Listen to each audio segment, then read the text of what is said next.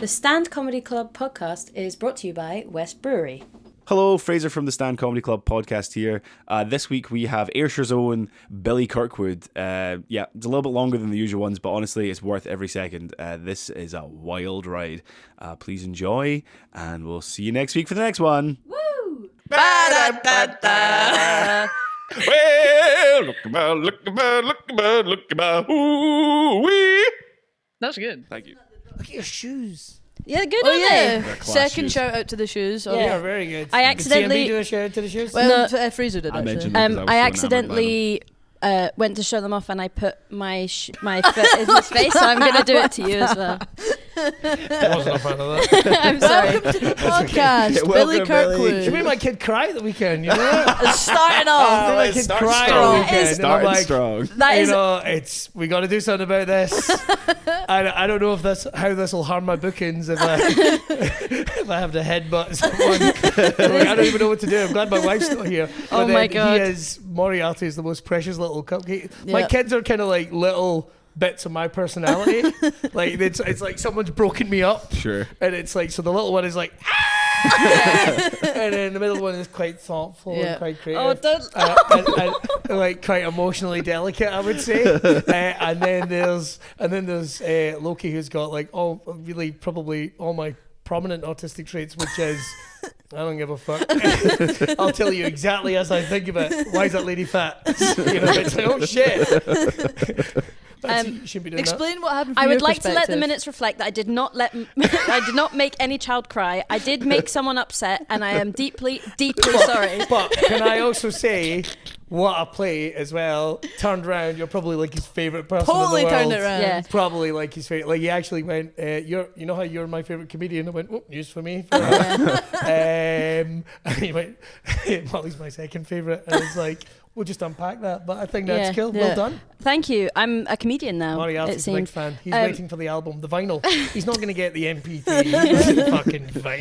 You know what I It mean? was his birthday as well. Oh my God! You It was monster. his birthday. It was his birthday. No, it wasn't on that one. It wasn't on that one. Oh, wasn't it? It was the week before. Oh, right, okay. Oh, before it was I his thought it was birthday. his birthday. I thought it was. Oh, okay. No, hang well, on. It wasn't that. Well, he did tell It me wasn't that one. yeah. Oh my God! You made him cry on his birthday. I didn't well make done. him cry. So I was waiting till he got home. I did a poorly timed joke, and I don't have the joke kids. was booing the child. The joke was bringing a child. No, she was. We were having a bit of a fun. We were having a bit of fun, a bit of fuck about, and which I love doing all the time. Particularly, I can't upset other acts without even meaning to. It's just my sense of humor, I guess. But it was like, oh, here comes Billy Kirkwood. Boo! Yeah. Laugh. Ha ha ha! How funny.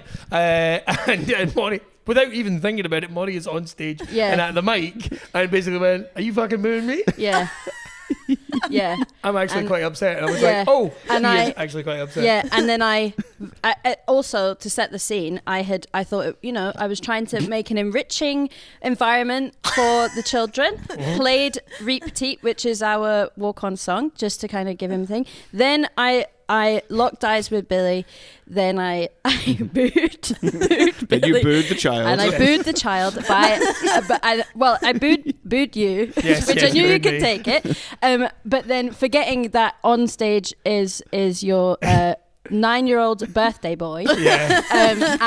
And into the mic. Oh my God, it breaks my heart. He was like, I actually really didn't like that. And then I was like, very quickly turned off the music and came down, and then I was like, I'm really sorry. I was trying to do it. I tried to do a joke and it didn't work, and I'm very, very sorry. What you need to know is that's a bit that me and him do at every comedy club we go to. Trying to I wish it was. Trying He to- was so cool. Like honestly, all he talked about was you. Like the Oh, rest of I'm the day. so glad. All Well, he talked about you. I gave him a free ice cream. It didn't say anything about me. He mentioned you as well. He follows you on Instagram. Thank you. Yes. Well, I then showed Maury and Loki how to work the lights and the sound. They got to choose what the lights looked like for the kids' Christmas show. That's right. And then I showed them how to introduce you onto stage, and then I just do you know what it was? I was honest and I said, listen, I fucked up. I didn't mean to upset you. And then, listen, I don't have children. I don't know. you did a great job, is what I'm going to say. At one point, Jack was on the door, working on the door, so he was by himself in the hallway, and Maury went out to go to the toilet and went over to Jack and was like, "Can I tell you a secret?" And Jack was like, "Yeah, what is it?" And he was like, "Do you know Billy Kirkwood, the comedian?" Oh, that's my dad. But you can't tell anyone. That's he's so right, lovely. There was a period when I was doing the breakfast show in Ayrshire on West FM, right? And I'm relatively private with my kids, right? I'm not like some people like really out there. I'm a little bit private. Yeah. But my son Loki kept introducing me as Billy Kirkwood from West FM. And I fucking hated that. So good. Like I was like, because I had we might unpack it. We have time. I had real fucking trauma about doing the breakfast show. Like anyone right. that knows me, I mean, I hated it. there was times I hated getting up at 4 o'clock in the morning. yeah. I hated pretending that I liked this music. I really didn't like a lot of the people that I worked with, and they clearly did not like me, so they started it. I found it was really traumatic. So anytime he would say that, it's like, oh, this is, and people go, oh, and I'd be like, oh god. And what you need to know is I've come to terms with it, and I actually had a lovely time. If they ever want to, if they're looking, I feel if anyone's looking. Although I feel really bad for all the people that were nasty about me when we left, and then you've got sacked. Wow. But if you are hiring, if you are hiring, I love your kids' names. Thank you. They're cool. Thank you. Yeah, we didn't. Well, I come from I'm like easily I can't believe I've managed to get untangled and I haven't moved. I'm like the fourth or fifth William or Billy or Liam in my family. Sure. I'm like, so we just cut in that lineage stone dead. Like my brothers have got reasonably interesting names. Like one's Dale. Mm-hmm. Oh, nice. He was named after Dale Winton? That was weird. Yeah, he actually. My brother was like a good decade older than me, and what happened was his original name was Paul, and he saw Dale Winton and he saw Supermarket Sweep, and he went, "That's the name I'm going for." And he changed it by default. It's a big thing in our family. We all fell out. Jason was named after Jason Derulo. Not Jason Derulo. That's right. It's mostly pop stars. What we do is we do it later in life. Yeah. I am going to be named after Doja Cat. So I'm going to change my name. I'll call you that for the rest of the show now. Doja Cat Kirkwood. Yeah. I thought Doja Kirkwood would be. Doja Kirkwood. Yeah. That must sounds like a place you go and learn really bad karate. I just sit in the corner and go, like, day one, try and hit this with your hand. It's just all these fucking 8-year-olds. Molly in the corner going, good, feel the pain, flipping them off. Cry, children, cry. This is Sensei Molly. She's going to sit in the corner and boo you all until you can actually fucking do it. Oh my god. So so they're all, and I don't know. I think I was meant to be called Sebastian. Whoa! Wow. The name was Sebastian that I was meant to be called, but my granddad, who was called William, got ill and sort of went, Margaret. That was my mum's name. This is not the best impression. He died. He died when I was very young, so I have no idea what he sounded like. I imagine like this. Yeah. Margaret, will you please call one of the children? Call the name after me. And she went, oh, fuck, right, okay, sure. We'll call him the name that won't get any problems in the west coast of Scotland. Oh my God. We'll call him Billy. And then that old fucker died, lived like another 4 years. Great. So I could have been Sebastian. I would have loved They that. could have given you Sebastian as a middle name or something. And then you could have gone by that. I might still change it. I'm not even joking. Sebastian Like, Kirkwood is sick. Yeah. Truth be You told. would change your name from Doja Cat. That's wild. Doja Cat, yeah. Why would you change your name? It's so good. I might go over like Billy or something. I actually, it's one of my biggest regrets that I wish I could go back and have a stage Do you name. have a middle name? I don't. Oh, so My you kids can't- do. Okay. My kids do. So we've got Loki, Indiana Kirkwood. Oh! So Indiana Jones was named after the dog. Yeah. And our dog at the time was called Indy. Oh. So, and also we go villain, hero, and then our surname. I was going to say. okay. I'm so right, glad you okay. brought that because I was going to say that all your kids' names they're named after villains, but I'm notoriously bad. I didn't want you to be like, no, they're not. And then we've got Moriarty, who's actually Moriarty Tiberius Kirkwood, and Wow. Tiberius is James T. Kirk's middle name. Jesus Tiberius Kirk. Yeah. That is And- unreal name. And we've got Jareth, the Goblin King from the Labyrinth, Fucking love and Jareth. Quint, Kirkwood. Quint is the name of the shark catcher from Jaws. And the argument rages that he's not a villain, but he's not a nice guy. He's not a nice guy, so we wanted to get it in there. Wow. No more kids. That's it. We are done.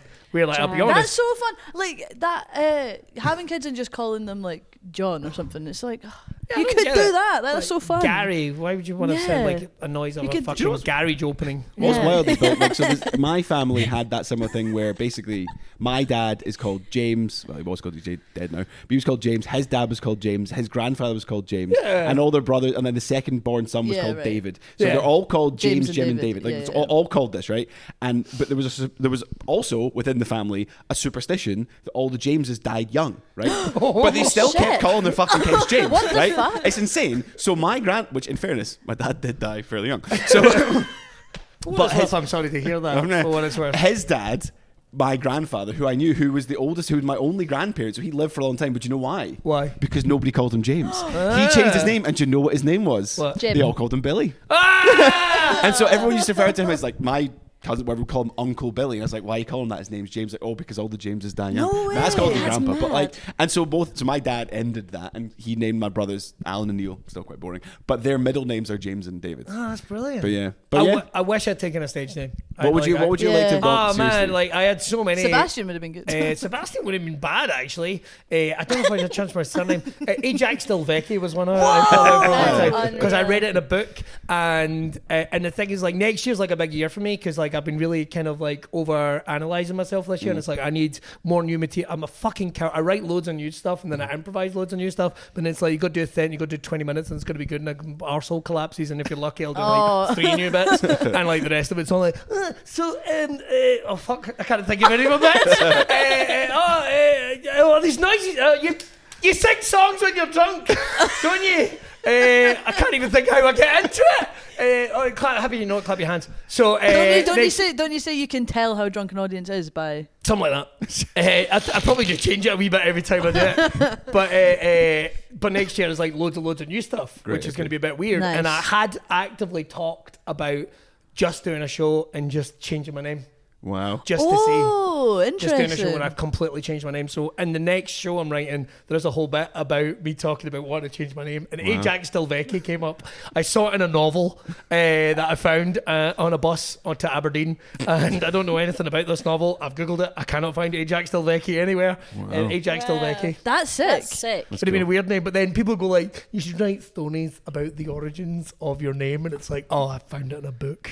No, but Yeah, that's just randomly perfect. on If a it's bus. like kind of unrelated to anything, then you So I don't might have to. do that like a red raw. That's yeah, you I might should. turn up and go, just announce me as Ajax Delvecchi. That'd be so this is good. That would be sick. And that'll be me. Would you do it in character, or would it just be new material? Oh man, I have thought about changing some shit over the years, like because I got one foot in the cabaret world. And I thought, what if I turned up in like just like a 3-piece suit or something, and just I don't know. I haven't even figured it out yet. Oh, But that's it's pretty cool. loads of weird things. I'm opening up the Billy Kirkwood multiverse. Yeah. I like that. See, 1 year, right? 1 year at the Fringe, bless him. You don't know. His real name is Gareth Much, but I still call him Papa G. Yes. Because I gave him a gift, man. I was like, call yourself Papa G. Yeah, he suits it. Papa And G's he a- would yeah. work, but he doesn't do it. He's clearly got like people who are actually successful in comedy talking in his ear. So fucking go with Loser. those losers. But 1 year at the Fringe, we shared the venue. And he was always dead. He was dead down every fucking day. So what I did was, every time I saw him, I pretended I was another version of me from Multiverse. So one day I turned up with me with a captain's hat on. Have you seen Billy? I need to find a Billy from this universe. Another year there was one where I was married to his dad, His Welsh father. his Welsh father. love See, that. the origins of me and Papa G meeting are ridiculous. Wow. So here's what happened. So I was doing my show at the Fringe one year, all about tattoos, right? And he was a Welsh guy. And he The other one, was- show me your tattoo. Show me your Yeah. tattoo. Yeah, you know the one that was a huge hit 2 years ago at the Fringe. It's a good show. It's a good It's a show, really but good show. fuck me, people did not want to come see it at 5:45 in the Newtown Theatre. I can assure you of that. Fuck me, but I got lovely reviews and all that. But anyway, so I did it 1 year at the Fringe, and it is really interactive. Like the whole show is practically crowd work and just really off the top of my head stuff. I loved it as a show, right? People showing you their tattoos. People show me their tattoos, learn a bit about them, their stories and all that. It was crowd work before there was crowd work. If only I'd filmed it and put it on the internet. I'd be in Saturday nights now, wouldn't it be? Fucking anyway, moving on. So the fuck was I talking about? So Papa G's dad. So we do this gig, and he is like really new, and I think we were doing a gig in Aberdeen together like a couple of nights later during the Fringe, because you know you're desperate for money. Jeez. So and this could I give this young open spot a lift? Yeah, not a problem. His name was Gareth Much, and so I pick up this kid, right, and I've talked to this guy in the audience, Welsh guy in the audience. I remember him. So I talk to this Welsh guy in the audience. I pick up this Papa G. We drive all the way up to Aberdeen, just talking about comedy and all that. He's really new at this point. Like, I think he's maybe like a couple of weeks in. We're just shooting the shit. Wow. We walk into the venue, and there's the Welsh guy from my front row. Standing right there, and he turns, and I go, hello, and he turns to Gareth and goes, oh, we've been rumbled, boy. And it's like, what the fuck is this? What the fuck is this? So his dad had came to see me a couple of days before I was giving his son a lift to make sure like I wasn't a pedo or something, or wasn't like a maniac. And he came to see the show, and then drove up to Aberdeen to watch his son perform. And he made sure he got a lift from me, so he shared the comedy experience. That's Right. so sweet and It is weird. quite sweet, but then part of me is also like, I mean, I won't He's lie to been you. deceived. For a second, I was like, what the fuck? I'm with Yeah. you. It's weird. What the fuck is going on That here? impression that you did of Gareth's dad is exactly the same as his Gareth's impression of impression His of impression, yeah. Yeah. It's That pretty was- accurate. wow, that was It's good. pretty accurate. good. I got to say, I do voices. I don't do them a lot on stage. Although next year I'm going to be wanking out every comedy cliche to try and get a thimble of fucking success. Because I'll level away, man. I am sick of going to the graveyard and dropping off flowers for my career every morning. I'll tell you that right now. I mean, sick of no cunt knowing who I am. I'd like to sell some tickets. I'd like to be doing better than I am. That's not bitterness. That's just fact. That's just fact. Every time you're on here, you kill it. So Thanks, Yeah. pal. But it has not translated to anything that's helping my bank balance. We should probably introduce the fact that we've got Billy Kirkwood on the podcast. I'd like to be called Sebastian at this point. Sebastian Giorgicati, Jackson Becky. Sorry. I We only Yeah. talked about what your children are called and what you'd like to be called. I don't know if we actually Yeah. introduced you. yes, welcome Billy. It's great to have you. It's lovely to be here. Thank I you so much. am so glad that this is going exactly as I hoped. Sorry. In the best is I'm having a lovely time. Oh, that's good. I'm glad. I also, following on from your story, I love Gareth much. I love Gareth I love much. his wife. I love Yeah. his mother-in-law. yeah. And the rest of the family that I've met, but not really. Don't really know them. Anyway, Anyway, Big fan of his dad. big fan of his dad. I have Welsh family. He has Welsh family, and we spoke. I think Gareth was one of the. He was working the first shift I ever did at the stand. Gareth and I often speak about our Welsh family, and we struck a conversation. He speaks about his dad often. Yeah. I speak about my family often, and I met his dad during the Fringe this year. And at a benefit for Louis. Louis that McGregor. Louis McGregor, son of this son man. of this man. Yes. Which I don't want to. You can still donate to that. We have a sort of ongoing fundraiser for Louis McGregor and for the McGregor family. Definitely. And you know, the cool thing was about that as well, just as a little aside, is like even down at like the Beehive Inn and all the venues around, they were doing collections. That's were amazing. they? I thought it was so amazing. cool. I think That's it's the beautiful thing so about cool. the whole comedy community. It's not that actually the reality is you know the whole industry can't be sustained on one club. Sorry, we totally derailed you there. So the Mal. punchline, it's not even a punchline, but the end of that story, the moral of the story is I met Gareth's dad, He's and lovely. I was genuinely starstruck. Yeah. because you for heard dad. so much about his I dad. heard so much about him, True. and he's so awesome. He is really. Like, I haven't he's seen him in a sick. few years. Although Gareth, his dad did say like you do a Welsh accent very well. Oh. Do you have any Welsh in you? I went absolutely not. Would you like some? Would you like some? Oh, and that's how he gets you. But there was also in the multiverse of Billies with Gareth Much, there was one that was having a violent sexual affair with his dad. And I know for a fact Gareth did not like that version. But every day, he would, and then later on, he'd be like on a fucking, what were you like earlier with that party with the captain hat on? I'd be like, what are you talking about? That one, as he got through, fucking hell, he's a nightmare. It's a lot to keep up for 25 days, I don't mind telling you. So we're on the stage of the Stand in Glasgow where you're pretty regular. I would say you're a staple of the Stand and the Stand community in the club. But one of your big main staples is I think so. And I finally got some dates for next year. Thank you. You're welcome. But like Monday night comedy, Monday night improv is something that's been going for us. I don't know. It's at least a decade. Yeah. It's at least a decade. And it was born out of, there was improv shows here. There was like Dance Monkey Boy Dance, and there was another one, but it's completely slipped my mind as to what it was. But I'd always wanted to. The Stand are always been really cool about, if you have a good idea, pitch it. Pitch it, we'd love to hear it. Like, what do you think? And I've pitched many ideas over the year. Most of them have been rejected. But Monday night, no, that's not true. But Monday Night Improv was also a chance for me, because I'm good mates with Stuart Murphy and with Gary Dobson, and we were like, we want to do a show. We would like to do a show together. There was no improv at the Glasgow Stand. Wow. Like none at all. And we were like, let's put on a show. And we've been going, and it's been, if only we could get an audience, that would be I think combined we've sold this place out at least a couple of times.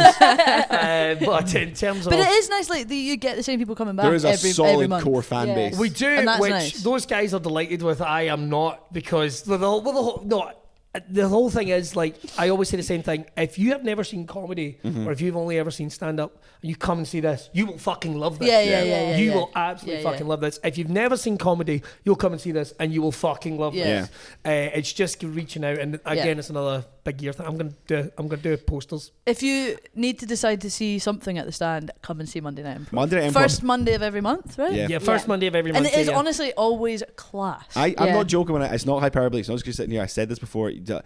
I am shocked at the fact that it doesn't sell out every single time. It should so be funny. an institution of the city. I've cried many times. I'll be honest. I think it's down to me, because I'm the only one. I'm the only one that really does anything. I see. Apart from James. James is always it's amazing. If you could just get it out there a little bit more, but I'm busy, lads.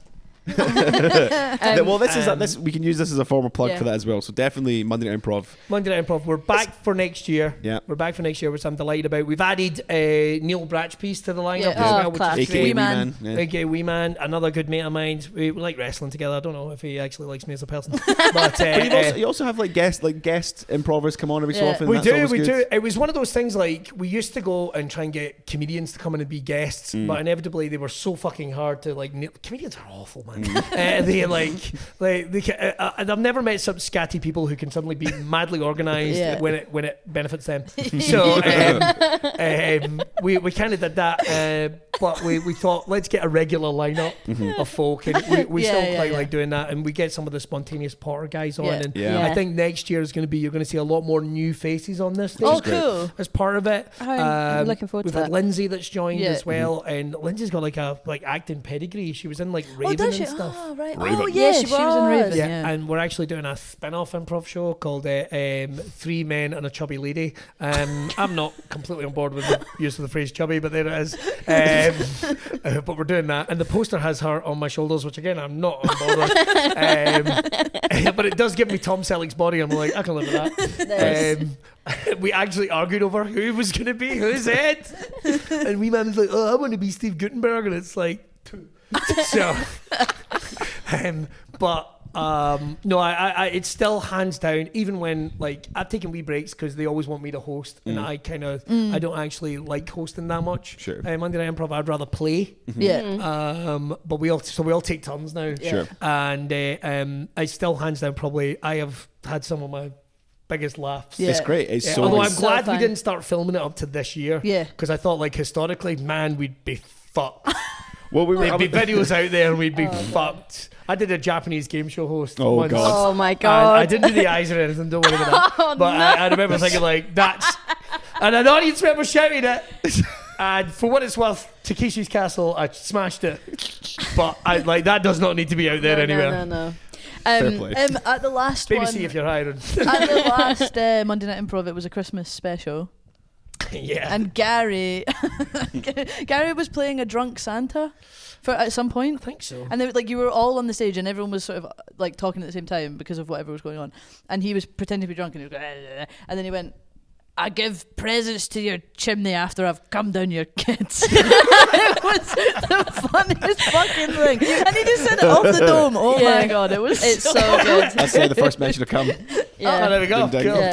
Yeah. Although I'm delighted. So that's the vibe. I will think It's good. sometimes, I mean, somebody said, like, somebody horrible said, like, you're the only one with any options.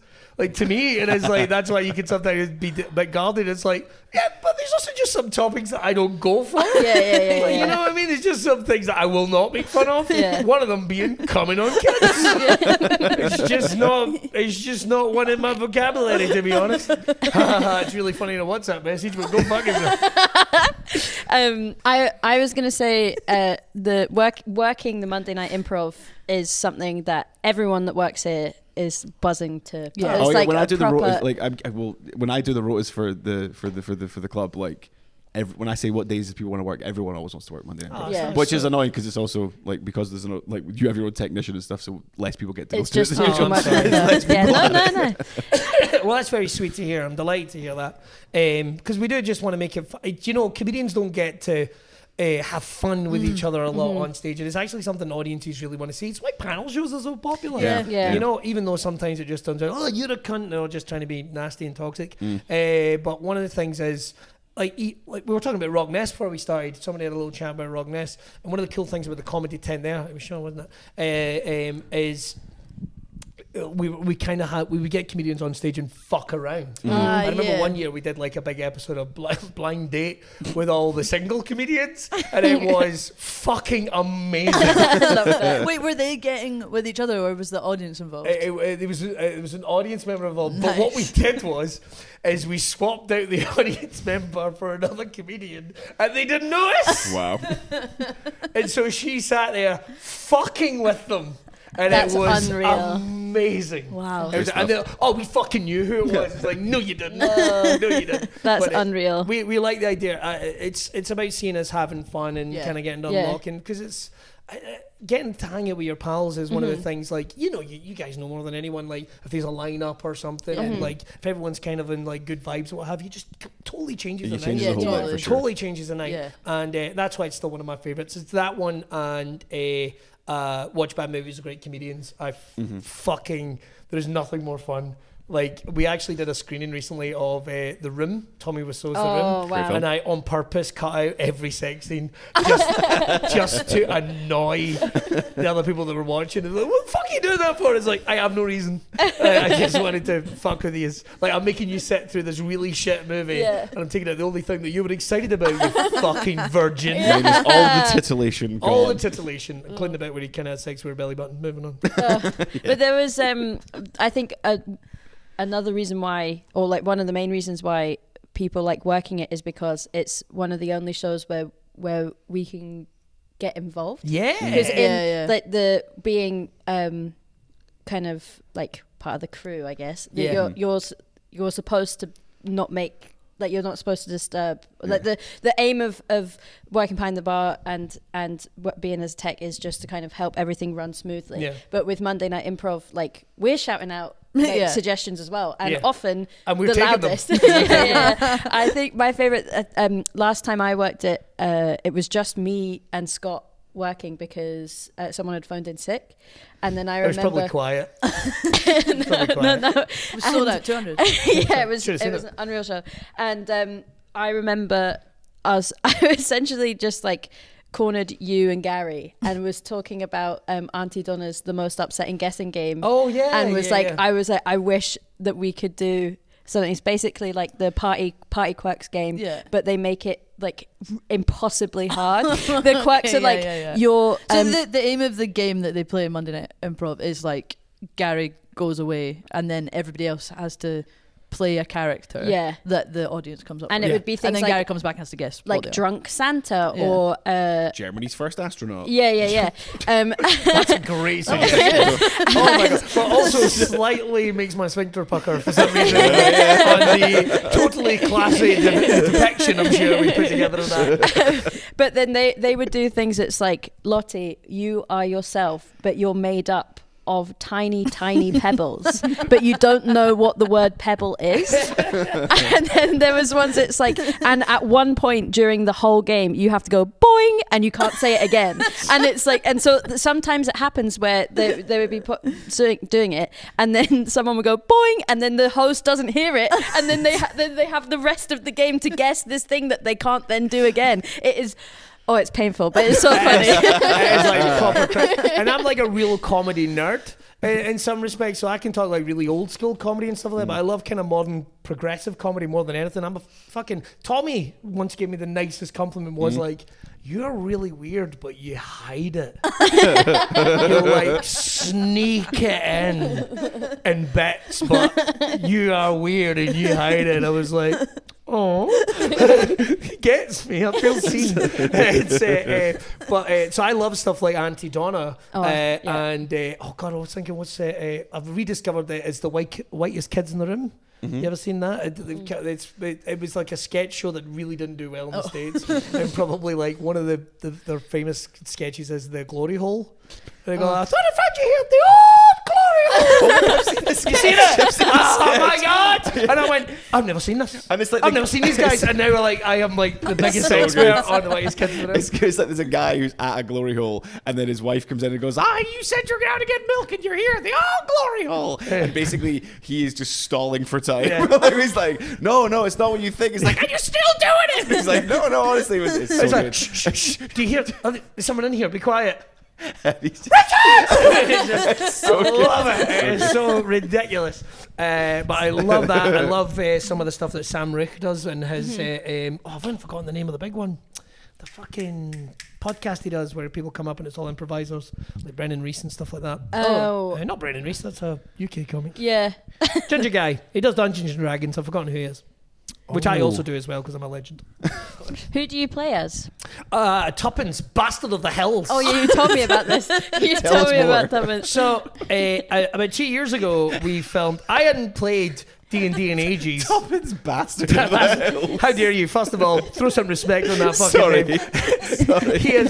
He appears to be a halfling barbarian, but we're not actually sure of his origins because he's at least 300 years old and is barely out of his teenage years. So there's a gentleman called Lee Butler, or Yindy, the dungeon master, who knows me, Will, and Stu. And oh my god, what epic!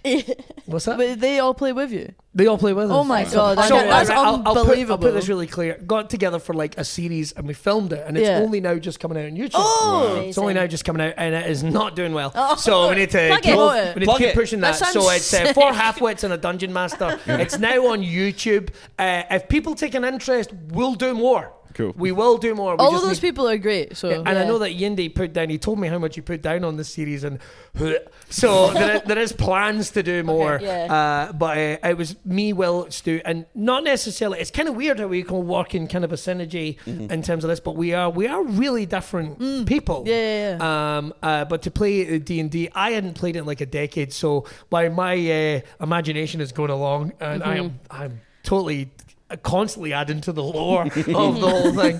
I had to keep going, would I roll again? It's so weird that my creative brain can shoot off in this thing, but then basic task, right? Yeah. What do I need to do? So and I've already been comments about it going, we really like Billy, we really like Tuppence, one of our favourites, but can someone teach him what fucking dies to use? And it's like, that is fair. And it also became a hyperfixation again when we did it, because I went out and bought a tray and bought my own die and all this type of shit, and then he went, we take care of it all. Of course we do. But no, we're doing that now, and I love it. So the plan is, I've played a couple more games since, so I'm kind of keeping it going, because I need distractions. Yeah. I mean, it sounds great. I play D&D as well, and it's so funny. It's like such a that I play with my flatmate and our friend Sophie, and my childhood friend Charlie is the dungeon master. Right. And when we set it up, I was taking it so seriously, and I'm this like rogue elf called Dirin Adwyn, which in Welsh means like lovable thief. Oh, that's nice. And then I wrote this whole backstory. It's like I essentially wrote a book to be like this person. I named all these people, and he was basically like pushed into this slavery, and he escaped, and then he was promised that if he had enough money, he could pay out for his family, but that didn't happen, and all this kind of stuff. And so he is trying to steal to buy out his family. Love it. And then my flatmate Juliet, it's the most Juliet thing. I love you so much. But she was like, okay, I am a garden gnome who got cummed on by a witch. Double check. By a witch, and so I came to life, and my whole thing is to find my mum who cummed on me. And then I was like, okay. What do you think? Like, what are you wearing? And I had like gone on these sites. I can't remember what it's called, but there's like a site where you can make your character and all this kind of stuff. And I was like, why don't we do it for you? And she's got mutton chops and leather chaps and all of these things. And I've got like full armor. Leather chaps and she's called Todger.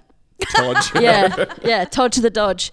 And I can't remember the name of Sophie's, but she's like a druid that's one with the one with the earth. Yeah. Cool. Very, very Sophie. I've Sophie never played vibes. D&D, but I think I would really like it. I would love to. Yeah. Honestly, one of my dream things that I want to do in life is make a D&D podcast with comedians. So how long have you been in comedy for, Billy? I'm not going to lie. I know there's a couple of comedians who started at the exact same time with me and will lie. It is 20 years. Wow. You don't look 20 old years. enough. Cheers, pal. Do you remember Genuinely? doing your first gig in the stand? I do actually, because here's what I did. My first gig on November 30th, 2004. I think. Wild how people Wow. remember this. I mean, I guess it makes sense. it's but like and it went yeah. really well, despite the fact I've watched the material since, and I went, oh. And Jay Lafferty and Mark Nelson were on the Wow. same lineup. Wow. That's unreal. Was it So- here? No, it wasn't here. It was up at the Buff Club. Oh, yeah. yeah. no way. Nice. And then, well, how do you get gigs? I had no idea, so I just emailed the stand, because you could do that at the time. And I Yeah. think I got a gig like within about 10 minutes. Wow. Wow. So it's a very different world. Then, and by that I mean like Eva, if you're watching this, book Billy. For fuck's sake. she'll be the first to attest. Like, clearly there was someone on the other end. Go, oh look, somebody wants a gig. Oh, sure, As sure. opposed to now, it must be just like with poor Eva. Everyone Fuck wants a gig. off. Yeah, And quite rightly. Yeah. So they said, yeah, you get 5 minutes. So I wrote. I don't even think I did the same set. I don't even think that I did the same. I came up with a new set, or maybe I did the same one. The first set was all about cows. Was it a Red Raw? A movie. It was a Red Raw. It was a movie, yeah. It was cows who wanted to take over the world by forming a rock band. Wow. You're quite weird, but you hide it well. Thank you, pal. Well, other than that night, I can say that. Was it 5 minutes? It was 5 minutes, Yeah. and it seemed to go all right. And then I got brought back for a couple more fives, and then I remember doing in fact they were still doing. I think they were doing fives at weekends. It took me about a year before I got five. Before I got five at a weekend, quite rightly, because again, gigs were. I was gigging like loads of other places and for like some shady folk and all that, but it was just like the only advice I'd ever got was stage time. Yeah. Just like fuck, I was getting up when I had like proper jobs and shit. I was getting up and making speeches and stuff like that, and just to I've got to get used to this bit. Yeah. And when I started, man, I was like mad scripted. Oh, really? Like I was really mad really? scripted. Yeah. It's wild that you're now an improver. Yeah. I was really mad scripted because I thought you kind of had to be. But I also knew like something wasn't right. Something like I just didn't feel like I was being myself, and I get like that, and that's kind of where we are in 2024. I'm like getting sick of this fucking shit about the old women on the bus, stuff like that. I'm trying to think of some other bits I don't like. It doesn't matter. Anyway, This doesn't matter. You'll never see it again. but and then I got my first 5 minutes of the weekend and thought, fucking, I am the greatest comedian. Because it was like, you go on and do that 5 minutes after the MC in the second section. You're like, you're in a sweet spot. And I'm like, I am the best comedian in the fucking world. Watch me fucking smash this. Yes. And then I think when I eventually got moved up, which felt like a couple of years later, pretty sure. It took me a while. And then I think on that week, no one's gonna have the details of this, but I think I headlined Red Raw on the Monday. Wow. I think I emceed the stand on the Tuesday, and then I think that weekend I was doing my opening weekend. Whoa. Wow. So big week. I remember going, yeah, and I know it would have been completely black. So Monday night Red Raw, I was like, I am the king. Tuesday, I am the king. Friday, I am dog shit. Oh, no. I am Tough. dog shit. No. Because it's like, it's just something completely different. Yeah, like, yeah. MC's going on, got them all warmed up. Yeah, So what are yeah. you, cunto? Maybe as funny as that guy. Yeah. Oh, you're not. So, but it was good because, like, I remember it was like Thursday, Friday, Saturday, and it was like, all right, that stuff is not bulletproof at all. That stuff is not good to go. I'll improve it on the Friday. I'll improve it on the Saturday. All right, next time I'm going to be ready. So it made me go, fuck, yeah. I want this. I'm going to put the work in and get better at this. That's good. And it was it was a blessing in disguise. But it was Eva was the one that suggested doing hosting. It's like, Yeah. maybe that was had a crack at hosting. Maybe something that doesn't involve necessarily a narrative. But you do host quite a lot and like do very well at hosting. Do you like hosting? Do you know? like a Red Raw or something like that, or like a weekend? I mean, I love hosting. I think for a long time I got a 3-time winner of Best Compare. Wow, congratulations. But I think sometimes because you host, you're probably going to get more gigs. So I think there was a little while it was like, oh, I'll do loads of hosting, but it does make you better. So I think I like them both equally. Okay. Like I genuinely think, although there's something just so unfucking predictable about being a host, Yeah. you know? Although there is something really nice about also walking in and the room is completely warmed up. Yeah. So, And then like you go on and do whatever, however long Bang, you're doing, bang. and then you're done. out the door. I definitely do think of you as part of like the stable of like, because there's not everyone can be a compere. We literally talk about this most episodes, but like you can be a good compere and not be a solid 5 or 10. No, but I get equally it. you can be a really top class headliner but an absolute dog shit compere. Yeah, no, I and so get like that. there's people who are compares and who are like very good at it and like a safe pair of hands. Yeah. And I'd not just because you're here, I'd put you in that stable Yeah. along Oh, with thank you. people like Susan Morrison and Yeah. Jojo Sutherland and like Yeah. and, Joe like, Heenan. Bruce Devlin, Joe Heenan, like people who are like they're gonna be fine. Yeah. Like, Yeah, they're- yeah, this yeah, is all- yeah, this and is- like, if we didn't say your name, that doesn't mean that we don't it think. just means do better. Yeah. And we'll mention you next time. And we'll mention you next time. I'm there's going to be some. Oh, no, fucking mention me. what, but, Yeah. but why sugarcoat it? If you didn't come to mind, there's a reason. You know what I'm saying? Oh no! It's I different. disagree. I totally Villain disagree. era. No. Can I say? I If you infected you. Yeah. It's good. I like If it. you had another kid, you would call him Fraser. definitely Yeah. And it would be the middle name would be dun dun dun. No, the middle would be da da da da. Do you know there's a true story that my wife likes to It bring deserves up more. all the time. We were in Universal Studios at the end of a very long day on the escalator heading back to the car park, and she suddenly goes, "You can't fucking help yourself." I went, "What?" And she went, "Listen," and all I heard was a bit of Reet Petite, and she claims that apparently it started going nah nah nah nah, and I'd went. Pavlovian response. Yeah, it's I like a was- sleeper I was agent. completely unaware. Yeah, I was completely unaware. But she's like, it was just the fact she suddenly went, "You can't help yourself." What? yeah. Well, I have no idea. I was in the middle of thinking about, oh, right, okay, we've got to get the car. And Yeah, yeah, you know, so, yeah. Is that I mean, I like. Is there anything like is Reet Petite? I mean, we hear it all the time in here because we work here. But again, that's a level of we are always here. Yeah. But like, does it have? Is there any other kind of venues that or clubs that have a similar sort of effect, like of like an iconic tune that you think of that kind of makes you think of that place? No, not really. If I'm honest, I can't think of anyone that's. I'm probably just got myself in trouble, but I can't think of anyone else that really plays that iconic tune. I don't think they would, because I think people would go like, "No, you're just fucking trying to be the star." Nothing else that makes your Yeah. arse pucker quite. Nothing else that makes my ass pucker more than Reet Petite. If that were my ringtone, and I knew a comedian that God. used it as No the ringtone. way. Yeah, I won't say it. I will when we're off. But it's. We need to remember these things. Yeah. No, I think it's iconic, and you know, it's a welcome sound. Yeah. It's like a welcome sound. It's kind of it's fun. It's also showtime. I love the fact that that's what I love about comedy. And I love about the stand more than anything. There's that element of theatre Yeah. to it, you know. And I Yeah. think people want a night out. They want to forget. You know, it's all very well and good doing. And I'll do a gig anywhere. Don't get me wrong.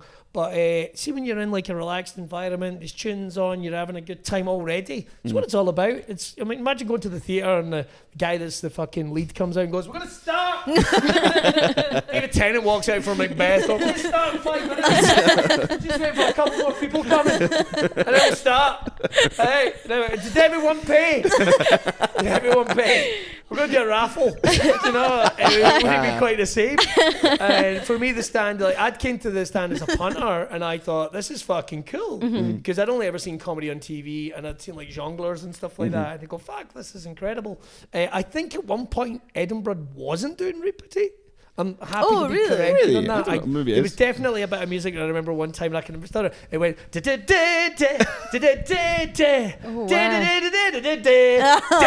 I remember at least 2 or 3 comics coming on and kicking at that. Yeah, nice. That's a good one to keep. I know but that it's the not- only time I can think of that's a stand show that we don't use Repetit would be for a while, and not necessarily all the time, but for a while, Best of Scottish we used to use Pick Up the Pieces by the Average White Band, and for Best of Irish we use Shipping Out to Boston. Oh. But that's the only time I can think of not using Repetit. Material Girl. That's true. Material They Girl. use. Would you be surprised? to know that Sean they- has made an excellent like edit of Material Girl so that it works as What like do they use? So the Material Girl used Material Girl by Madonna. Where do they get their What does ideas? Screen Time use? Is that a it's- remix? It's No. screen time. It's No, no, screen time. It should be that. Screen Screen Time. Time uses. I'm pretty sure it's a Talking Head song. Is it? This Must Be the Place or something like that? Sure. Monday Night Improv did have Have you its, not- yeah. its own theme tune during COVID. Right. Just another man. We were on. Monday. No, it was written by Amelia Baylor. No Oh way. wow! Yeah. And it goes, Was it about Tupperware? I'll level with you. It's not unfamiliar in sounding. And I mean that with love, Amelia. It's like, M-O-N-D-A-Y. Monday Night Improv. What's the M-P-R-O-V. Monday Night Improv.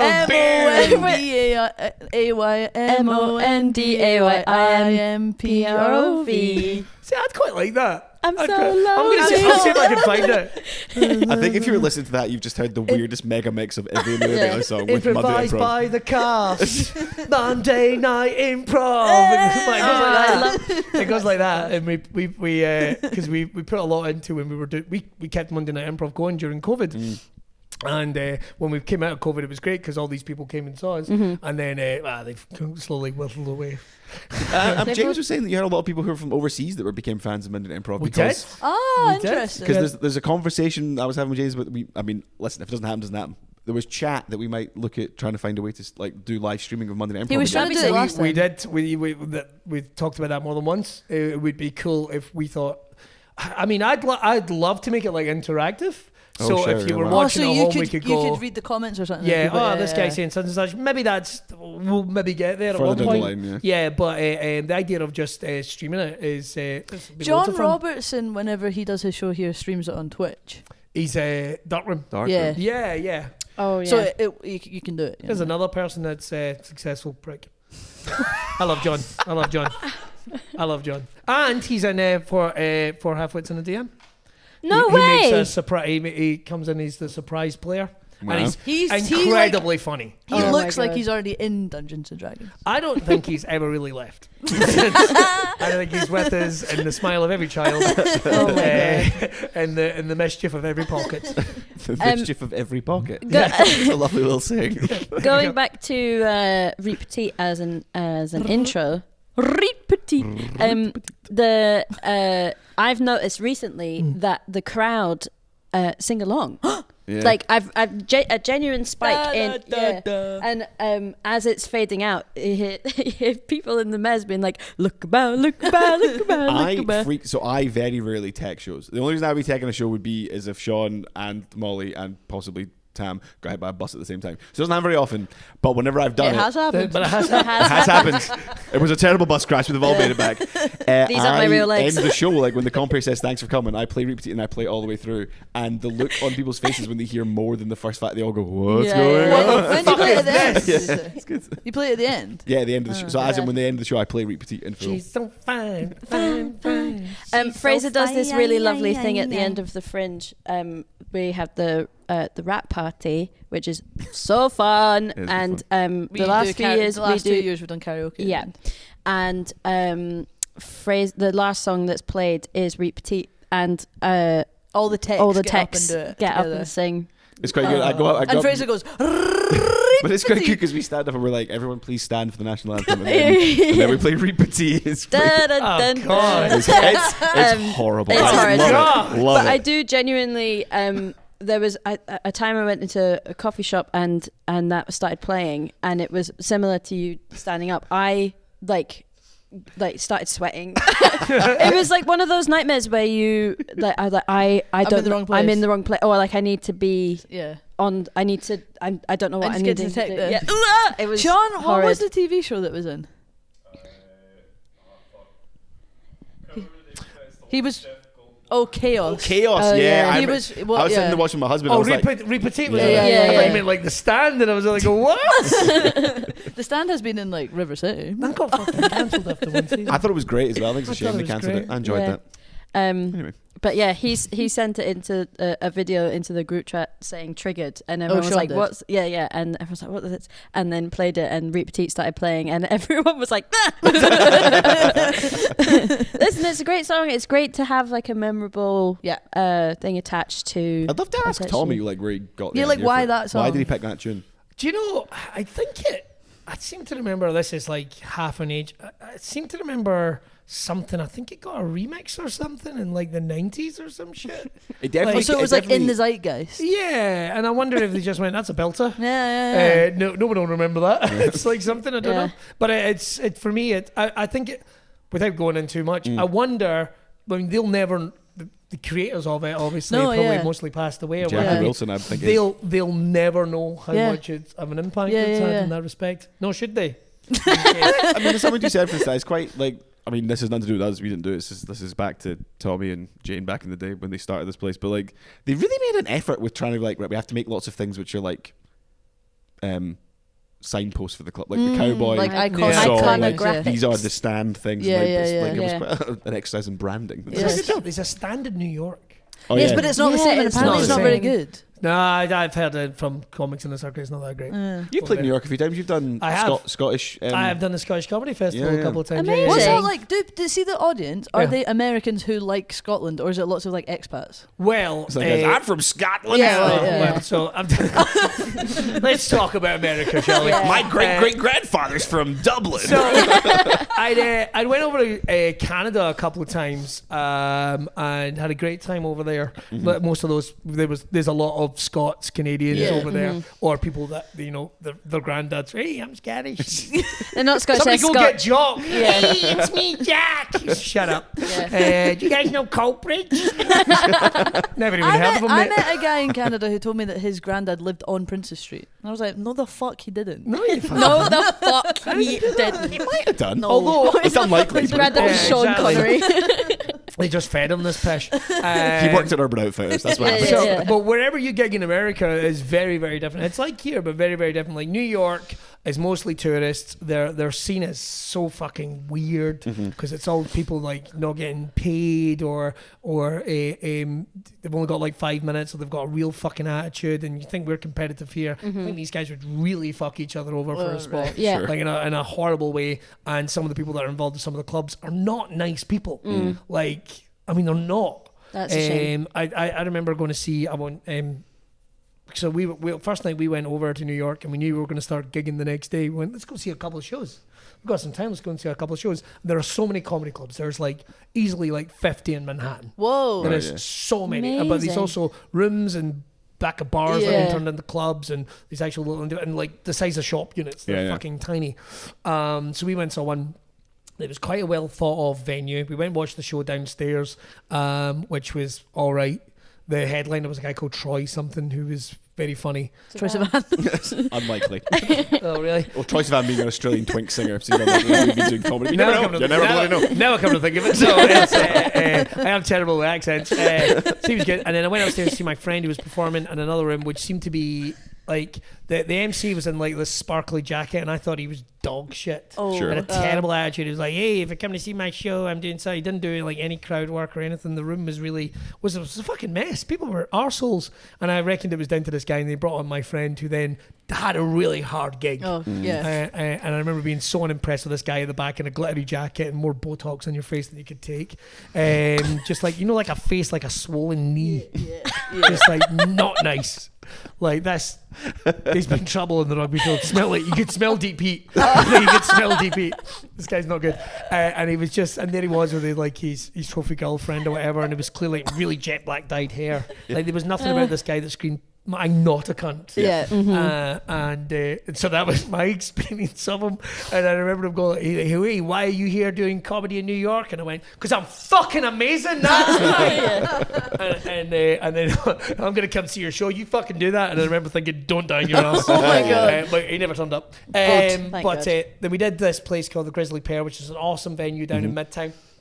And we did a couple of gigs there, and it was mostly tourists. Like, I would say mostly tourists. Maybe that's a little unfair. Maybe there's some Scots there. American tourists. Yeah, Okay. American tourists. There were some from other countries, and I don't get that. See if English is not your first language. I know, why are you going to see comedy? Although, because I guess if you're trying to learn the language, if you're trying to get Yeah, rhythm, maybe, I kinda yeah, get maybe, it. maybe. But I wouldn't go to like a Portuguese stand-up show. No. And go, this is going to be the way I'm going to learn Yes, Portuguese. Because you can make so many stand-up is references so and stuff much- that aren't just Yeah. like straight It's up. so much about language, like Yeah. the whole art form. I mean, unless you're doing like, I don't know, Paul Curry's Stoom, where you Yeah, say a word yeah, for yeah, the where you show. I don't mean, you're- talk, yeah. There's not a lot you can do Yeah. as a stand-up that's not reliant on language. Yeah. Yeah, a lot of yeah. it is wordplay and kind of like, okay, cool. Although Celine Dion goes down very well. I should say I for the can believe record. that. Oh, it's all coming back to me now. Yeah, you see? Look at that smooth. Hey. Hey, Come on, that Eh? deserved more. Stand FM. The Stand Comedy Club podcast is proudly sponsored by West Brewery.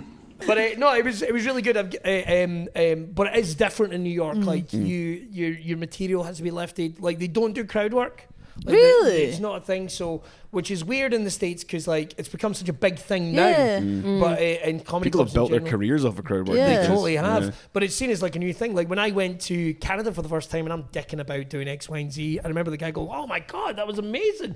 Fucking hell. Like I've never seen it. It's so innovative." And thinking like, Yeah. what? I went to a comedy show in Canada, and it was like they were trying to do crowd work, but they sort of said, "Oh, is anyone here from further afield?" I was by myself, so I sort of shyly wooed, and then the girl was like, "Oh, where are you from?" And I said Scotland, and she was like, "Welcome," and then that was it. And I was like, "Come on, like, you Yeah. should have Wow. done so much." Then you Like, get a Canadian like Well, man, no, Tom I know, Stade, I know. who is kind of in a way the king of crowd work. Yeah. He is such a major part of his shows. yeah, Oh, but I love That's Tom wild. Stade. But that's why I had to move here Exactly. because the Canadians didn't get it. Yeah.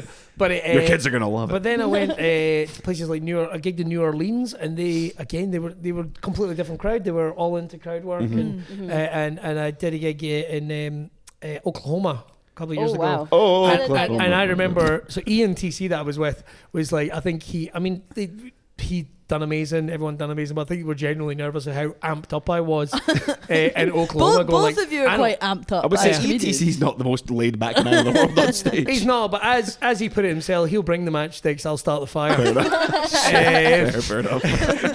He's the only bit, like, I remember, I don't drink at all, right? And my wife drinks, and I joked about, like, going, I think I might start drinking. Then he went, "No, you're enough." You're enough. And I remember going, like, "Fuck you, man." Ian TC's drink of choice is gin and water. Gin and water. No ice, no fruit. But watching people get that wrong is amazing. Walking up and going like a gin and a bottle of water, and he's like, "No, that's not what I want." But it doesn't get him pissed, so he says. So he says. Although I've seen him, I love him, but I've seen him blast him.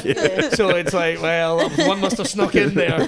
But we were overdoing that, and I was just like, it was all crowd work and just really passing about. I think I spent the whole gig on a table, and it was just attracting your attention, innit? It's like, but they were really open to it and stuff. So I think it just kind of depends where you're gigging in the Right, States. yeah. Different horses for different courses. Not a phrase.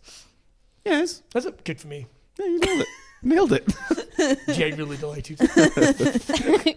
Genuinely delighted. I think it's I mean, it might be a bit obvious to say, but I always get kind of blown away when there's people from America coming, as like the difference between like Scottish comedy, English comedy, American comedy. American versus Scottish comedy is so different. Yeah. And it's not saying that one's better than the other, even though I've got an opinion.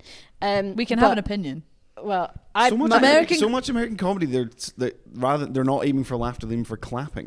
I think it's so odd when like a comedian goes on stage and it's like lots of clapping. It's like laugh, but clapping is useless. I think there's something. Sorry, there's some. I've just had this thought and I need to get it out.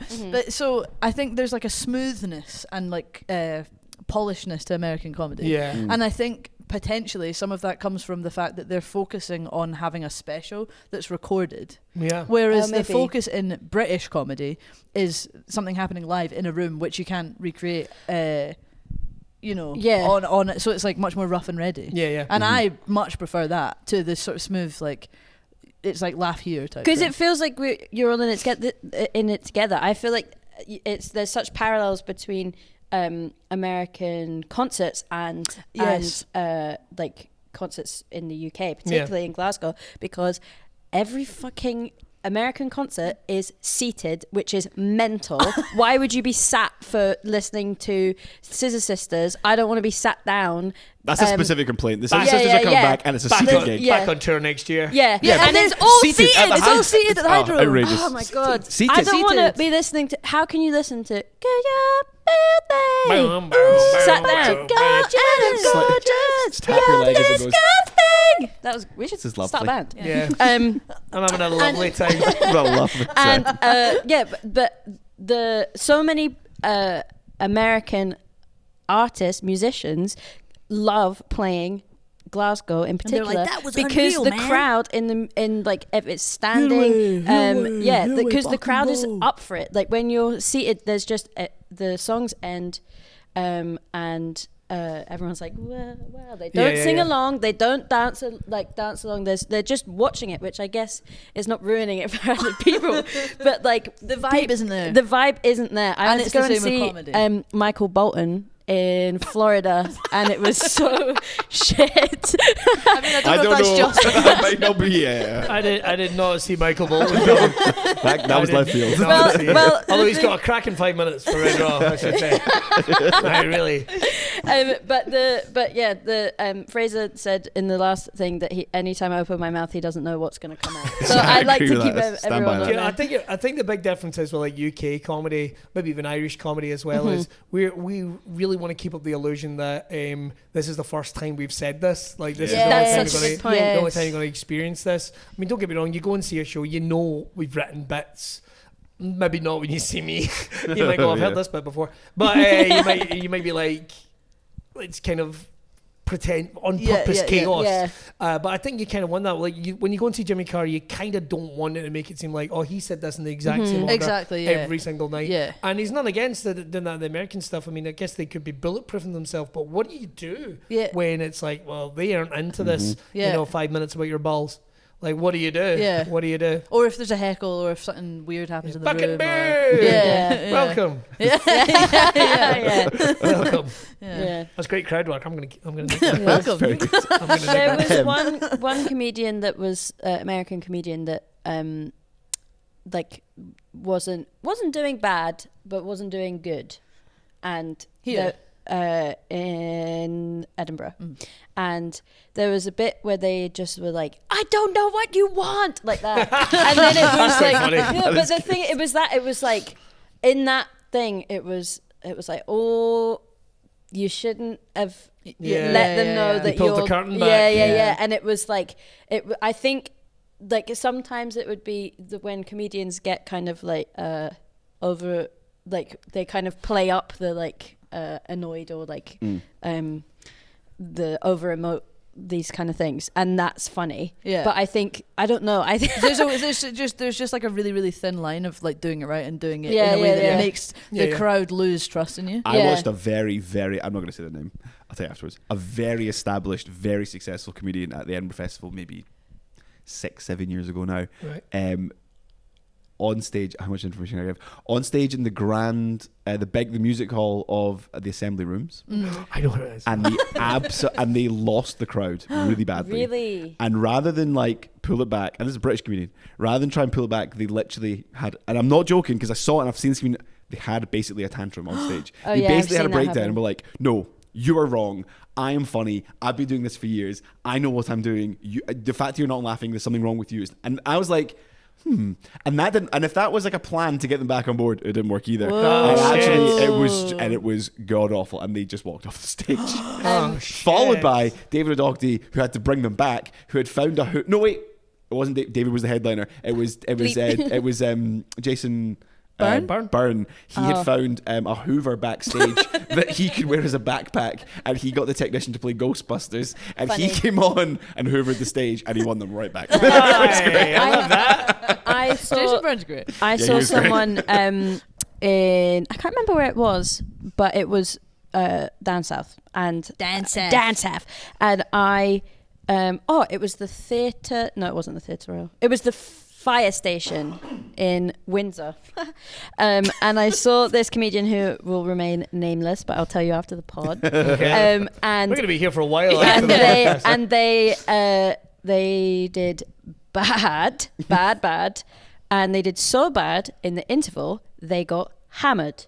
And then so it was like 35 minutes, then 20-minute interval. Were they their own support, basically? Yeah. Right. And they tanked it so much, warming the room up for themselves, and then came, which is so fine. Everyone like, it happens. Yeah, it happens, and it's often good. And then for the hour show, they were absolutely fucked, where they weren't doing the punchlines. For like they would set up, go on a tangent, not do the punchline, do another setup, and then do the punchline for the last. It was awful, and I was sat in the middle of a row, in the middle of the room, so I couldn't. I was like, I can't leave. Were people actually, like pity laughing? Or was people it like... were silent, and people were like, and that was the first time you saw Billy, and the last time, and the last time he drank. But it was to the point where people like he would say something, and it was a guy. We got a he would say something, and then people around me would be like. Oh, like that. It was bad. Also, they're solo shows, so people paid to see this. It's your fans. You knew what you were coming to see. No, but like everything that he was on TV. And so it was like so they like on expected it to be TV good. he was really funny. I'm sure. He was really funny, and then this was like one of the first things that we saw as like a solo show. Do you know, it can also sometimes be like if people have seen you in one place and they like you in that one place, and then you turn up and you do anything and you're different. doing something completely different. I get it every now and then with like wrestling and various things. Like you've got people, I'm going to go and see them do that, and then they turn up and I do not talk about wrestling, or I don't talk about Ayrshire, or I don't talk about having kids, or whatever they've seen you from. And they go, what the fuck is this? Why did you do that bit? Why did you do that bit? Or even worse, we're like talking about new stuff. Like even worse when you go, you do a new show or you do a new set or something, try stuff, and they go, you didn't do the bit about the fucking bungee jump, and you're like, well, that bit's quite old. It's like, I brought friends that come and see the bungee jump bit. God. It's like bungee jump bits online. Yeah, it's like, show them that. I paid my money. Oh my God. To be fair as well, it was like an art centre in Windsor, so it was like a lot of old Home posh of people. Legoland and Posh Boys. Quite posh. So I don't think it was necessarily the right room for comedy, but I was ready for a laugh. I almost was lived ready in for a Windsor. laugh. When I Do you first know- moved to London, I was offered the job of head of sound at the Theatre Royal Windsor, and I didn't take it.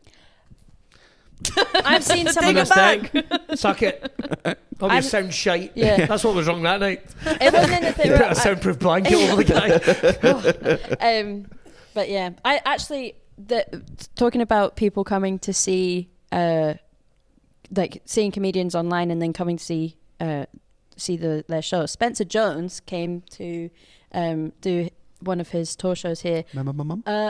Yeah, and I was trying to explain to people. I was so excited to be working it. I love him. He's great. And he, oh my God, so funny. And he was his own support, and he did amazing. and he's set up, and in his setup he did a very famous bit that's been on telly a lot, and he went up and pointed to someone and he was like, do you remember my mum?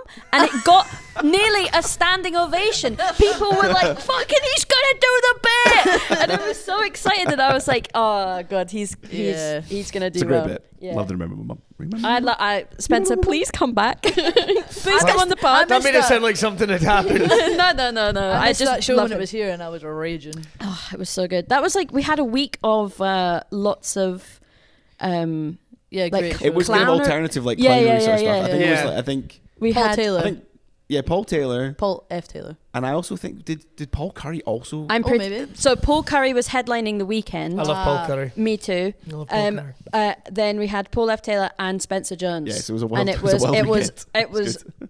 it was a very visually stimulating week. I have a Paul Curry story. Yeah. Go for it. Tell Very us. quickly, and I hope Paul will not mind me telling this. I'm sure he so won't. We did a weekend together, and Paul's stuff is really out different. there. It's very Wacky. different, very different. So on I want to say the Thursday night, he smashes it. He's opening, which is mad. Really? But he's opening and he smashes it. Absolutely smashes it. Friday night, it does not go down well. Oh no. By his own admission, he made a change. Like he tried something really okay. new. He tried it, and he changed something, and they didn't go for it. And I do remember him going, "Don't worry about it. Bit's coming up. I'm going to win you back." And a woman leaned forward and went, "Is this your first time?" And I remember Oh my God. wanting to dive on the stage and like take the bullet. Oh, Because I'm like the worst thing. And this was a funny thing. So he gets them back by the end of the show. Maybe not where he wanted them to be, but he got them back by the end of the bit. Fucking pro. But he went out then and apologised to every member of the audience. Every single, I don't even know if you'll remember this. Every single members of the audience. And then the next night on a Saturday, fuck me. Like, I could not have gone better. Wow. It was like, fucking hell, we need a break now. Because we need to reset this night. But no, I think he's fucking amazing. He's so I good. can't listen to Aha without thinking of Paul. Take on me, take on me. I'm the same with them every day. It's a getting closer. I just picture, well, Paul really Slapping his dick. slapping his dick on the microphone. Funny. That is so funny. My way.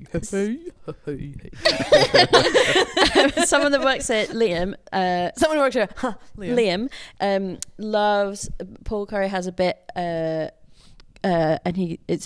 it's about Strawberry Peter, and he goes, "Hello, I'm Strawberry Peter." Oh, yes. And I don't want to burn his material, but Liam loves that bit. he really loves does. that bit. It's like it's there's I can't something remember in the there whole for bit now. everyone. That's striking me as bad as I believe most of the bit is just the strawberry. It's weird.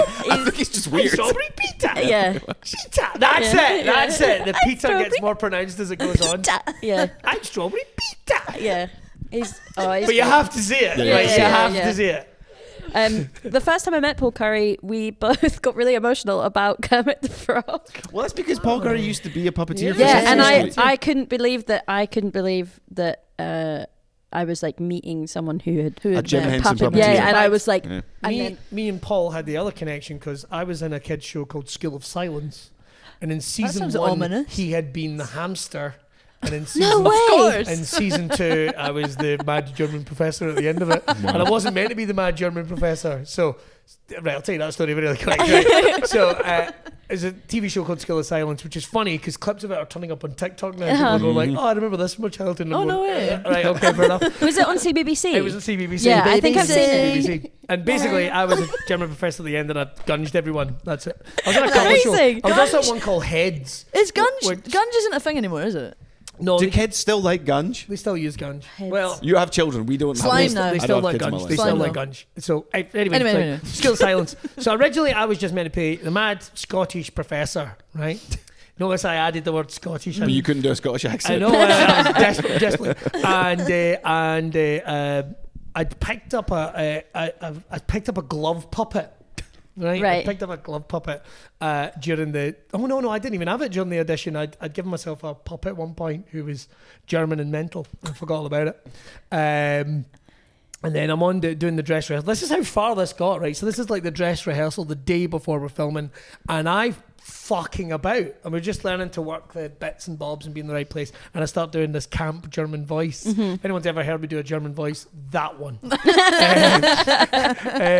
So we got cake with. I can't even do it now. We got a cake sweet with treat. pudding in the middle of it. It's 2 puddings with one. And that's basically it, right? But not the more bit. So I do that, and I leave set. Later on that night, I get phoned by the producer, the executive producer. Billy, so I'm giving you a wee call about today. What you were doing on set, the voice and all that. The bosses were in from the BBC. I was like, I'm done. I've been binned. Before it, fuck man, I needed the cash. I'm being binned. They heard the accent. Oh. They loved it. What? You're like, yeah. So we're gonna make him German. Oh, fuck. And you remember the glove puppet from the audition? It's like, no way, we're giving you a German glove puppet as well. Helmut. And and that was me, a German professor. The coolest thing about that is when I met a group of Scottish school kids, and I only ever met them in character, which I'd never done anything like that before. I was like, I'm pure Scottish, by the way. And they were like, that's not how we sound. Because they thought you were German. Because they thought I was German. Love that. The BAFTAs on the post. Wow. So yeah, that was one of the weird. But people did like Gunge, because when that season went out, they did say people will try and find you on social media and stuff. Oh, and they'll try right, and get in okay. touch. And I remember there was one guy that got in touch, and it sounded a bit fetishy for my Oh, liking. wow. Oh, wow. I don't But they'd like also said, the guys at the BBC were so cool, they were like, if anything comes your way, let us know, and we'll deal with it. it. Okay. What's the guy from? Get your own back. Yeah. I was going to say, I was just about to bring Get Your no. Own. Andy. No, the only character that would match that description was Junior Simpson, who was in it. He played Les Prance, the dance teacher. Les Prance. Not that. Get your own back. What are you talking about? Wasn't So there a what's, Get Your what's Own the back? start of the question? No, The Get Your guy from Get Your Own Back. Yes. Yes. The kids TV show. Yeah, Yes. that's He sort of had a bit of a renaissance a few years I ago. forgot Yes, his name. and when he had Dave that, Benson Phillips. Dave Yes. Benson. when he Yeah. had that renaissance, he did a show at the Stand for like 3 days at the Fringe. Yeah, the Yeah. kid show, yeah. It might have even been Get Your Own Back. there was and a Get Your Own there back. was Did he gunge some people? element of that. This is such a distant memory, but he said that there was like a whole thing about the fetish of people getting guns, and he used to no. get contacted by people who were like putting buckets took of the guns money. and stuff. He took the money. He took the Oh, money. I for didn't take the money. I didn't take the money. He did Sorry, it that for was like free. a story. For the I love did it for free, for the love of God. I can tell you that right now, though. School of Silence is still airing in parts of the world. Really? Yeah. Did you get a wee? What year Did was you get a it? wee check of the post? Fuck off. Fuck all. Fuck all. What? Although, when I did Heads, I kept getting checks for Heads. For Really? years and years. What But they year? don't give you that anymore. They don't give you the... Oh, do you not? What, you don't get like No. royalties? or No, I whatever? think it really depends on the... You usually get buyouts now. Ah. But I think it depends on the situation. I get a check for... Actually, that's unfair. I occasionally get a little check for... I was in an episode of Vera. Wow, Oh, my wow. mum loves that show. So I'm in an episode of Vera in season 3, I think. I think Okay. it's called Prodigal Son. Don't quote me on that. But I still get emails and stuff about it because people go, you're not meant to be there. Because I'm doing stand-up. Oh, wow. So You're doing a Oh. German. It was like they heard the Scottish accent. They loved it. So it's like a fancy party. And there's a guy that was in Game of Thrones, and it's like someone's having a fancy party. Instead of having proper entertainment, they've got a comedian. I'm the comedian, Wow. so I'm doing That's amazing. stand-up. I'm doing Okay. stand-up at it, and a number of people that send me messages going like, "You're just It's you're just not meant to be there." It's just I like have a making it question. like real. Yes. So when you were playing the did a writer give you material to do as a stand-up within the thing, or did you just do some of your own material? They gave me a couple of things, and they said try and keep it mostly kind of generic crowd work. So I'm doing an impression Right. of a comedian. I would argue because they're not really recording me too much, Right. and they don't. Again, they're obviously not vetting my material and Sure. stuff like that. So Had them all to the YMCA with you. yeah, exactly, nothing like that. So, but I've done acting stuff before, and I've been given material to do. That's so I guess it's interesting. like, but it was also really weird because there was a bit where they would go, like we'll just get a laugh track and you just do your regular set, but people are always also really encouraged to laugh. So it was like doing a set, people I was like, I fucking hated that. I hated just pretending to find me funny. Oh no, we did not, bullshit. But then do you have to do multiple takes, and then they've heard that the joke. I had to do multiple takes. But I stayed with all the extras that were in this big dining room, and I just kind of chatted to them, so they got to know me a little bit, because they were like, oh, we'll take you away from set and you can sit with all the stars. And I was like, these guys aren't doing anything, I'll just talk to them. And I was near nice and got on well with Brenda Bleth, and I called her a stripper. That was an improvised line. But I thought, what would be the most hacky thing? So I kept trying to think of like 1990s jongleurs kind of comic, because again, they don't want you, like, you know, let me tell you about a nightmare I had once. Talking about that. So I think it's like, oh, look, everyone, the strippers here. Hey! And that was it. So it's not exactly my most artistic work. But if you ever see me do a Christmas gig, then you'll know what I'm doing. So, yeah, that's me just got unbooked for Christmas. Not here, though. Eva. Eva better watch every one of these episodes, because she's mentioned it all. She gets referenced a lot. Well, I figured I'd keep it on the down low, because she probably fucking hate that, to be honest. Yeah, Billy, see all those gigs I sent you? They're gone. With good cause. With good cause. Fair. Do you have anything you want to plug? Find me on social media, for fuck's sake. There's some people that are really fucking awful and nasty human beings, and they're doing really well for themselves, and I'm a sweetheart. Right? I don't know what you want me to say, man. No cunt's ever done me a favour, so it's like, what do you want me to say? This is it. This is it. All right. I would say I think you've had a pretty. This is Billy. This is it. You've met Billy. This is it. It's like, I could be whatever you need me to be. I don't even know what that means. Yeah, it's just I do a little bit of everything. I'm not the most organised. If there's anyone out there that wants to try and organise my career, then you fucking battle straight in, get in touch. But yeah, I just want to keep this motherfucker going a little while and not have to go in the game. I hope it's a long while. What's that? I hope it's a long while. I hope so. I don't want to be like, oh, everyone make a joke about going on OnlyFans. Well, that's not fucking happening. Because here's the thing. Like, I am an introvert that does an impression of an extrovert. So that ain't fucking happening. I'm not splitting my fucking arsehole for just things. Gunge yourself. True. Listen, You're an enabler. So, I'm organising your life for you. thank you. We're getting you gunged. Well, please welcome my new agent, lawyer, and pimp. Oh God! So I see Billy's getting a lot of gigs at this recently. He turns up in a 3-piece suit every day. I guess gunged. A brand new one just gunges himself. One guy spaffs off in the front row, and then that's that. That's 3 spunks. There we go. Come so hard his hamstring comes out. Oh, jeez. I like body horror as well. Somebody pointed that out the other day. I'm really into like body horror, and I kind of like I'll sneak it in. You know what I mean? Did you actually say your Instagram handle? Billy Kirkwood comedy. But the thing is, everyone tells me... Doja Cat musician. Doja Cat music. Everyone keeps telling me you don't make any money on Instagram. And it's like, oh, but I don't make any money on Facebook. I've got like stuck at like 7,000 on everything. Okay. So it's like 7,000 people at one point have enjoyed me. Nice. So I'm going to try... I wish I'd phrased that better. No, you've done it now. Oh, I've done it now. So we're going to put on your OnlyFans tag. Another £1 every month. Like if 7,000 people paid £1 every month. Sick. Yeah. Fucking $7,000. You wouldn't see me. That's your OnlyFans. I'd be gone. The last thing we're going to do before we finish up is we do this every episode, is that Molly likes to ask an icebreaker question at the end of the interview from the top of her brain. And so that is now what is going to happen in 3, 2, 1, go Molly. If you're on Bullseye... That was fast. You know the show, Bullseye? Yes. 2 questions. 1, what would your entrance music be as a darts player, not as a comedian? Because I was told that's the same thing, and it's not the same thing Gareth wore. Cut that out. And what do you think you could realistically win on Bullseye? Oh, man. It was always like caravans and shit. Speedboat. Yeah, people are obsessed with fucking...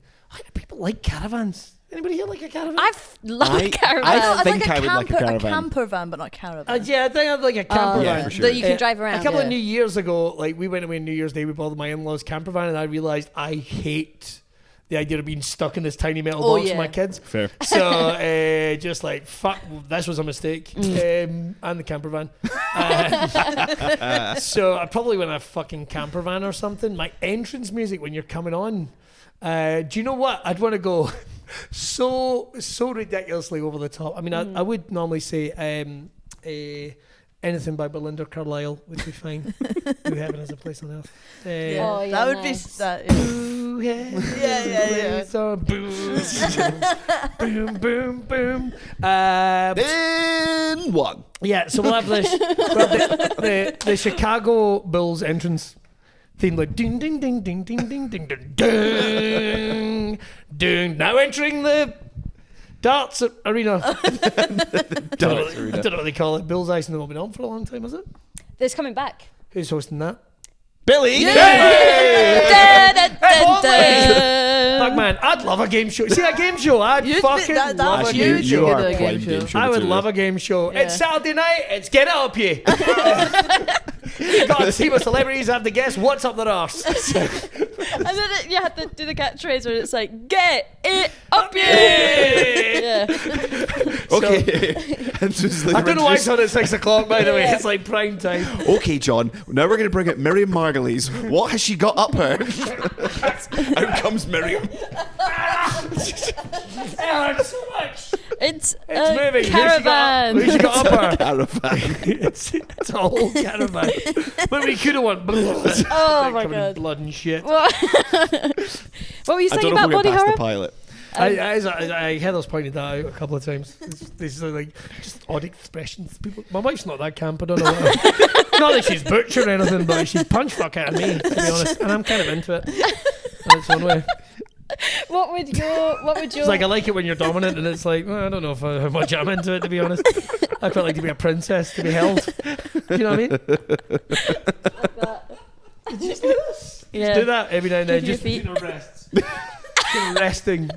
That's your Like new tour poster picture.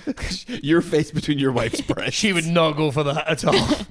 Look like I'm wearing a neck And the brace. show's called What's Up Billy Kirkwood. And so like it could be What's Up Billy Kirkwood or What Is Up Billy Kirkwood. No, it's Ajax. What is it? What, Ajax Delvecchi. Doja Cat, Ajax, whatever. what would your walk-on music be? I've And never seen Bullseye. so it's a game show about darts. Yeah, I picked up that much. I guess. And in the team, one of you answers Right. questions and one of you plays darts. Yeah, but yeah, yeah. Oh. I guess my walk-on music would be Baby by Justin Bieber because that's my answer to every music question. Mm-hmm. And I would win. What can you win? They're always very impractical things. It They was- often be people that are living in like a 2-bedroom terrace house who win like a speedboat. Speedboat, skis, I mean, caravan. there's no cash equivalent. No. No, quad bike, I remember quad hearing bike, that like they quad wouldn't let you bike. just Quad bike. cash it in. So they said quad bike. Quad boy. Quad bike. What would Quad you? bike could be all right. Yeah. Probably a soda stream, I reckon. People drive quad bikes around my bit quite a lot. Just like Pollock Shields, like just in the streets. Don't Speaker, yourself, sorry. You baby. could win a soda stream, Billy. You could win a get busy Soda with the stream. Everybody loves that, don't they? Right. So the streams, just as a side, boycott them, please, because they're made by Israel. Aw, fuck's sake. Molly, do you have an Oh, answer to man. your question? I would walk on to I said this I would walk on to Stuck in a Rut by the Darkness because the opening line is oh kiss my ass goodbye, and I think that's good fighting talk. Love it. Sure. And I would probably win maybe like a I want to aim for something amazing like a snowboard thing, but I think I would probably win like a juicer or something like that, you know. And I'd Juicers be aren't like, a thing anymore, are they? They used to be a big deal. they in Boom Battle Bar in St Enoch Centre, I think that you can play a game of Bullseye, and there's like a Is it like virtual darts? virtual darts. Yeah, I fucking love virtual darts. That's Boom Battle Bar. Yeah. Stop talking about this. I love virtual darts so much, and you can play Bullseye, and you can't win anything in Bullseye, but they like pretend win. And there was one that you could win like a Filofax or a caravan or something like that. So I think I would be so annoyed if I did win a Filofax, but I reckon I'm like not great to properly win big, but I reckon I could do well enough to win a juicer. Fair. I want a Teddy Ruxpin. A what? Yeah, Teddy Ruxpin. It was an old robotic bear that you put a tape in its back and it would go, hello, I've seen this. I'm Teddy Ruxpin. Oh. I saw one for the other day. I'm Strawberry And- Peter. I'm Strawberry Peter. My wife turned around and went like, I had one of these when I was a kid. Oh, they're so funny. And she turned around to me and I'm just like, that's horrible. Oh my god. Sounds Scary That horrible. is fucking horrible. Fraser, what the question? Aaron. Bulls on parade and a Smeg fridge. There you go. Straight to it. I think that works on a lot of levels. I think Bulls on parade, bullseye, bullpen, yeah, but also Yeah, that's fucking sick. It'd be great. I think. What's the one It's lovely having you, Fraser. What's- day. What's the one that's like? Thunder.